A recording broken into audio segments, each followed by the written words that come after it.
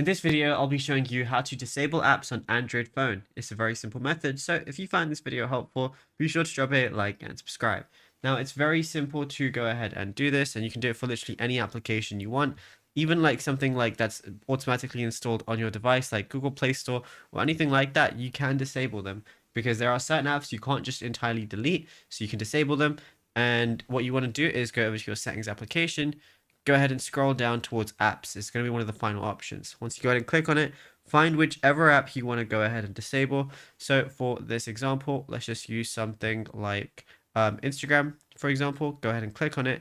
And then at the bottom, you're going to see a few different options like uninstall, archive, force stop, or anything like that. But then those are going to be apps that you can fully uninstall. So if I wanted to go to like Google Play Store, for example, as you can see on the bottom, right in the middle, I'm going to see the disable option. So what I want to do is go ahead and click on that. It's going to say disabling this app may cause other apps to start working correctly. Just press disable app and that's it. You'll be good to go. Now, if you found this video helpful, drop a like and subscribe.